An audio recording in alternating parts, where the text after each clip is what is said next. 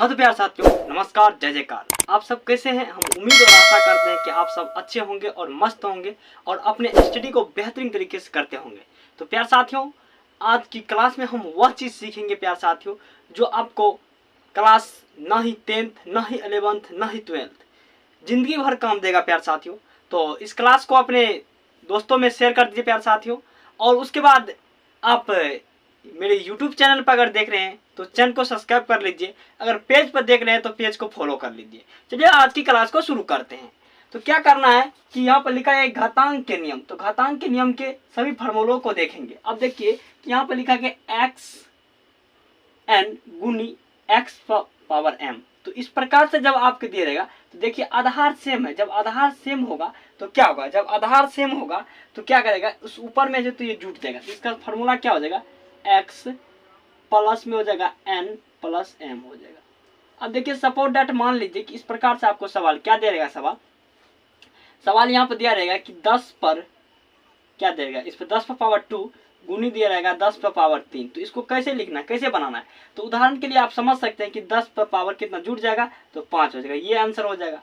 इस प्रकार से आप बना सकते हैं। तो ये कि क्यों आधार दोनों सेम है। जब आधार सेम होगा तो क्या करेगा, स्क्वायर जुटेगा। ठीक है प्यार साथियों, आप समझ गए ना? तो समझ गए हैं तो इस क्लास को लाइक कर दीजिए। अब देखिए उसी प्रकार से अब दूसरा में क्या लिखा गया कि लिखा गया कि x पर पावर n बट्टे x पर पावर m। जब अगर बट्टे में पावर है तो क्या होगा, जब बट्टे में होगा तो क्या करेगा, घट जाएगा। तो हो जाएगा x पर पावर n माइनस m हो जाएगा। ठीक है, इसी प्रकार से होगा। इसी प्रकार से आप याद कर सकते हैं। अब उसी प्रकार से क्या है कि x पर power n into m power है, m पावर है। तो इसका सूत्र क्या हो जाएगा, इसका सूत्र हो जाएगा यहाँ पर। तो देखिए यहाँ पर हो जाएगा x पर पावर n mm हो जाएगा, माने कि ये गुणाम हो जाएगा। ठीक है, इसी प्रकार से गुणाम हो जाएगा। अब उसी प्रकार से देखिए कि x पर पावर 0 है। जब x पर पावर 0 है तो कितना मान होगा, x पर पावर जब 0 है तो 1 मान हो जाएगा। ठीक है, अगर किसी भी संख्या पर पावर 0 हो तो मान कितना हो जाएगा, मान तो 1 हो जाएगा। यहाँ पर देखिए कि x का मान, यहाँ पर x पर पावर 0 है तो कितना होगा, 1 हो गया। अगर समझ में आ रहा है तो क्लास को शेयर करिए और इस चैनल को सब्सक्राइब कर लिए। ठीक है प्यार साथियों, अब उसी प्रकार से देखिए आगा हम देखेंगे। आगा क्या है, आगा बेहतरीन फार्मूला है कि 1 बट्टे x पर पावर n बराबर क्या होता है। तो बराबर फार्मूला इसका हो जाएगा।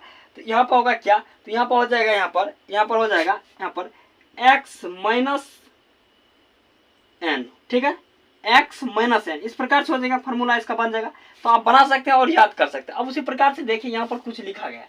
क्या लिखा गया है इसको समझिए। छठा नंबर में कह कि यदि आधार समान हो, क्या है कि आधार, तो आधार ये हो प्यार साथियों। तो आधार देखिए, आधार ये समान है ना, समझ में आ रहा है ना? तो जरूर एक बार क्या करिए कि अपने प्यारा दोस्तों में इस क्लास को शेयर कर दिए। ठीक है ना, ठीक है ना, समझ में आ रहा है ना? अब उसी प्रकार से देखिए कह रहा है कि यदि आधार समान हो और क्या हो कि घात अलग अलग हो। अब देखिए आधार जब समान रहेगा, अगर आधार समान रहेगा घात अलग अलग होगा तो क्या होगा, तो इसका फार्मूला बनेगा। अब यहाँ पर लिख देंगे तब क्या होगा, तब देखिए तो तब क्या होगा, जिस प्रकार से यहाँ पर पढ़ रहे हैं आप कि आधार समान हो और घात अलग अलग हो तो तब फार्मूला क्या हो जाता है, तब होगा क्या, तो तब हो जाएगा यहाँ पर लिख सकते हैं आप, तब हो जाएगा m बराबर n। इस प्रकार से हो जाएगा। ठीक है, आपको समझ में आ रहा ना?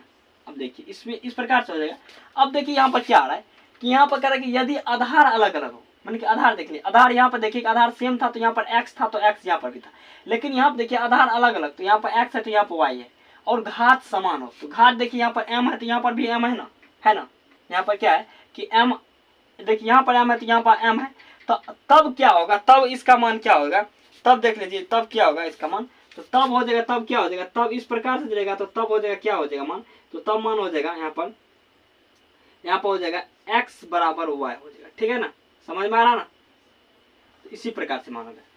तो आई होप, मैं आशा करता हूं, उम्मीद करता हूं कि आप सब घातांक के बारे में पूरे स्टडी कर लिए होंगे। तो अगर आपको समझ में आ गया है तो उसी प्रकार से क्या करिए, एक प्यारा सा कमेंट कर दीजिए और अपने नाम भी लिख दीजिए, हम नाम पढ़ लेंगे। और उसी प्रकार से इस क्लास को अधिक से अधिक अपने दोस्तों में शेयर कर दीजिए। जय हिंद प्यारे साथियों।